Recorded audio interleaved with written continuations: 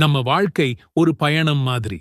இந்த உலகத்துல ஆரம்பிச்சு மண்ணறை வழியா மறுமைங்கிற முடிவே இல்லாத வாழ்க்கையை நோக்கிப் போற ஒரு பெரிய பயணம். அந்த பயணத்துல ரொம்ப முக்கியமான, ரொம்பவே கடினமான ஒரு கட்டம்தான் விசாரணை நாள். அன்னைக்கு கோடிக்கணக்கான மக்களுக்கு நடுவுல எல்லாம் வல்ல அல்லாஹ்வின் முன்னாடி நாம ஒவ்வொருத்தரும் நிறுத்தப்படுவோம். அப்போ நம்ம கிட்ட கேட்கப்படுற முதல் கேள்வி என்னவா இருக்கும்னு நினைக்கிறீங்க? நம்ம சொத்தை பத்தியா, பதவியை பத்தியா?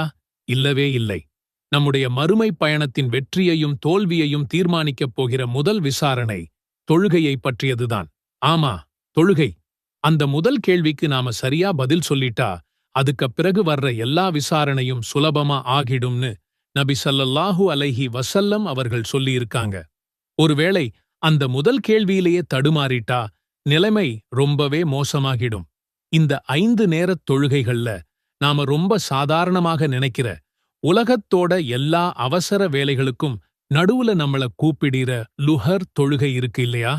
அந்த குறிப்பிட்ட தொழுகை மறுமையின் முதல் விசாரணையில உங்களை சொர்க்கத்துக்கு கூட்டிட்டு போற 3 முக்கிய வழிகளா எப்படி அமையப் போகுதுங்கிறதைத்தான் இந்த வீடியோல பார்க்கப் போறோம். வாங்க அந்த ரகசியங்களை தெரிஞ்சுக்கலாம்.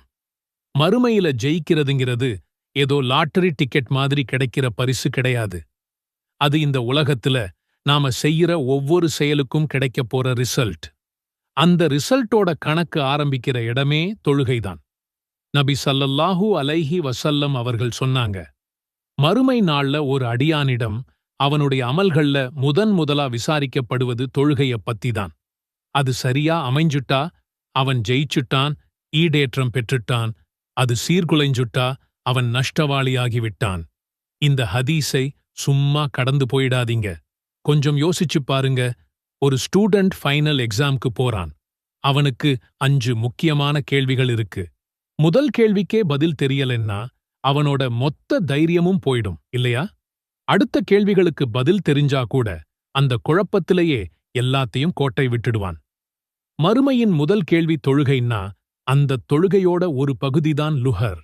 அதாவது உங்க ஃபைனல் எக்ஸாம் மார்க்ல 5இல் ஒரு பங்கு இந்த லுஹர் தொழுகையில அடங்கியிருக்குன்னு வச்சுக்கோங்களேன். ஃபஜ்ர், அசர், மக்ரிப், இஷா மாதிரி லுஹரும் உங்க மறுமை வெற்றியோட ஒரு முக்கியமான பங்கு. இதை நாம எப்படி அலட்சியப்படுத்த முடியும்?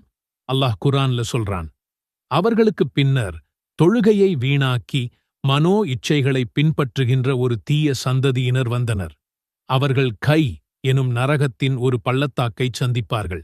யார் அந்த அழைப்புக்கு காது கொடுத்து தன்னோட வேலைகளை ஓரமா வச்சிட்டு அல்லாஹ்வே பெரியவன்னு தக்பீர் கட்டி லுஹரை தொழுகிறாரோ அவர் மறுமையோட முதல் கேள்விக்கு தன்னை தயார்படுத்திக்கிறார். அவர் தன்னோட தேர்வுக்கான முதல் கேள்விக்கு சரியான பதிலை எழுதிட்டார்னு அர்த்தம். அவர் அல்லாஹ்வின் பார்வையில ஒரு வெற்றியாளரா பதிவாகிட்டார். அதனால லுஹர் தொழுகையை நிலைநிறுத்துறது மறுமை விசாரணையோட முதல் படியில நாம எடுத்து வைக்கிற வெற்றி அடிங்கிறத மனசுல ஆழமா பதிச்சுக்கோங்க. லுஹர் தொழுகை மறுமையோட முதல் கேள்விக்கு நம்மள தயார்படுத்துதுங்கிறது முதல் சிறப்பு. இப்போ 2வது சிறப்பை பார்ப்போம். அது அந்த விசாரணைக்கு முன்னாடியே நம்மள சுத்தப்படுத்துது. மறுபடியும் நபி ஸல்லல்லாஹு அலைஹி வஸல்லம் அவங்களோட அழகான உதாரணத்துக்கு வருவோம். நபி ஸல்லல்லாஹு அலைஹி வஸல்லம் அவர்கள் தோழர்கள் கிட்ட கேட்டாங்க, உங்கள ஒருத்தரோட வீட்டு வாசல்ல ஒரு ஆறு ஓடுது. அதுல அவர் ஒரு நாளைக்கு 5 தடவை குளிக்கிறார். அப்போ அவர் மேல ஏதாவது அழுக்கு மிச்சம் இருக்குமா அப்படின்னு கேட்டாங்க. அதுக்கு நபித்தோழர்கள், அல்லாஹ்வின் தூதரே, எந்த அழுக்கும் அவர் மேல இருக்காதுன்னு சொன்னாங்க.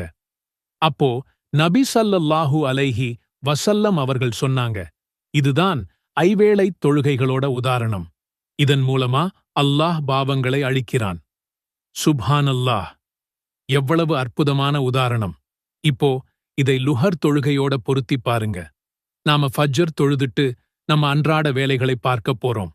காலையிலிருந்து மதியம் வரைக்கும் இந்த உலகத்துல பல விஷயங்களோட நாம பழகுறோம். நம்ம கண்ணு பார்க்கக் கூடாததை பார்த்திருக்கலாம். நம்ம காது கேட்கக் கூடாததை கேட்டிருக்கலாம். நம்ம நாக்கு தேவையில்லாத வார்த்தைகளை பேசியிருக்கலாம். நம்ம மனசுல தேவையில்லாத எண்ணங்கள் வந்திருக்கலாம். இது எல்லாமே சின்ன சின்ன பாவங்களா நம்ம ஆன்மா மேல ஒரு தூசி மாதிரி படிஞ்சுடுது. இது சின்ன பாவம்தானேன்னு நாம அலட்சியமா இருக்க முடியாது. சிறு துளி பெரு வெள்ளம் மாதிரி இந்த சின்ன பாவங்கள் ஒன்னு சேர்ந்து நம்ம மனசையே இருட்டாக்கிடும். இந்த ஆன்ம அழுக்குகளை கழுவத்தான் அல்லாஹ் நமக்கு லுஹர்ங்கிற ஒரு பரிசுத்த நதியை ஓடவிட்டிருக்கிறான். நண்பகல்ல அந்த பாங்கொலியை கேட்டு நாம உலூஜ் செஞ்சுட்டு தொழுகையில நிக்கும்போது அது வெறும் உடம்பால செய்யற வணக்கம் மட்டுமல்ல, அது ஒரு ஆன்மீக குளியல்.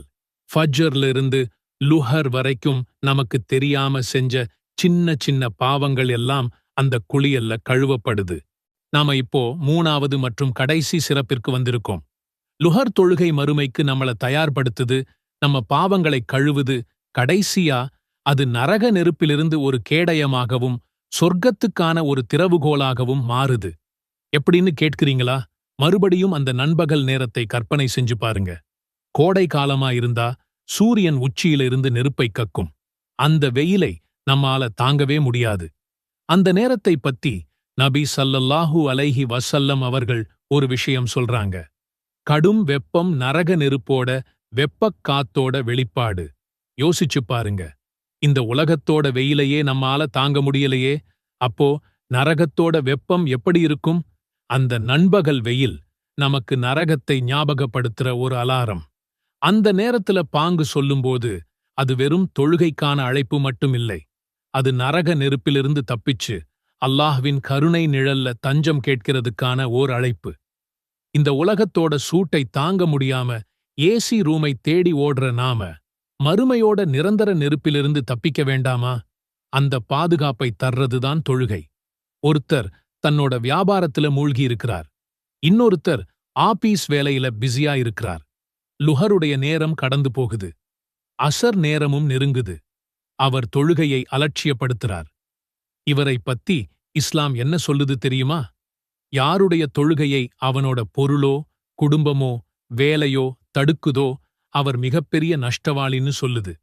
இந்த நஷ்டம் 100 ரூபாய் நஷ்டமோ 1000 ரூபாய் நஷ்டமோ இல்லை. இது மறுமையோட நிரந்தர பாக்கியத்தையே இழக்கச் செய்கிற மாபெரும் நஷ்டம். இதுக்கு நேர்மாறா ஒரு விசுவாசி இருக்கிறார். அவருக்கும் அதே வேலைகள் அதே பொறுப்புகள் இருக்கு. ஆனா பாங்கு சத்தம் கேட்டதும் எல்லாத்தையும் ஒதுக்கி வச்சுட்டு என் இறைவனோட அழைப்புதான் எனக்கு எல்லாத்தையும் விட முக்கியம்னு பள்ளிவாசலை நோக்கி ஓடுறார், அல்லது இருக்கிற இடத்திலேயே தொழுகையை நிறைவேற்றுறார். இந்த செயல் மூலமா அவர் அல்லாஹ் கிட்ட என்ன சொல்றார் தெரியுமா? யா அல்லாஹ், இந்த உலகத்தோட சின்ன சின்ன சந்தோஷங்களை விட உன்னோட கட்டளைக்குத்தான் நான் முக்கியத்துவம் கொடுக்கிறேன். இந்த உலகத்தோட தற்காலிக வெப்பத்தை விட நரகத்தோட நிரந்தர வெப்பத்தை பத்தி நான் பயப்படுறேன். அதனால உன்கிட்ட பாதுகாப்பு தேடி வந்திருக்கேன்னு தன்னோட செயலால சாட்சி சொல்றார். அல்லாஹ் திருமறையில வெற்றியாளர்களைப் பத்தி சொல்லும்போது நிச்சயமாக விசுவாசிகள் வெற்றி பெற்றுவிட்டனர், அவர்கள் தம் தொழுகையில் உள்ளச்சத்துடன் இருப்பார்கள் என்று ஆரம்பிக்கிறான். அதனால நண்பகல் நேரத்துல லுஹரை தொழுவுறதுங்கிறது நரகத்துக்கு எதிரா ஒரு கவசத்தை போட்டுக்கிற மாதிரி, சொர்க்கத்தோட கதவுகளை திறக்கிற ஒரு சாவியை சம்பாதிக்கிற மாதிரி. அந்த வெப்பமான நேரத்துல நாம செய்கிற ஒவ்வொரு ருகூவும் ஒவ்வொரு சஜ்தாவும் நரக நெருப்பை அணைக்கிற தண்ணீராகவும் சொர்க்கத்தோட இன்பங்களை நமக்கு பரிசா தர்ற ஒரு காரணமாகவும் அமையுது. இன்றிலிருந்து நாம எல்லாரும் ஒரு உறுதியான முடிவெடுப்போம். இன்ஷா அல்லாஹ், இனிவரும் காலங்கள்ல லுஹர் தொழுகையை அதோட சரியான நேரத்துல மன ஒருமையோடு தவறாம நிறைவேற்றுவோம். எல்லாம் வல்ல அல்லாஹ் நம்ம எல்லாரையும் ஐவேளைத் தொழுகைகளையும் குறிப்பா லுஹர் தொழுகையையும் அதோட எல்லா உரிமைகளோடும் பேணித் தொழக்கூடிய நல்ல மக்களா ஆக்கி அருள்வானாக. மறுமையில் தொழுகையைப் பற்றிய விசாரணையில நம்ம எல்லாரையும் வெற்றியாளர்களா ஆக்கி ஜன்னத்துல் ஃபிர்தவ்ஸ் என்ற உயர்வான சொர்க்கத்தை பரிசா அருள்வானாக. ஆமீன்.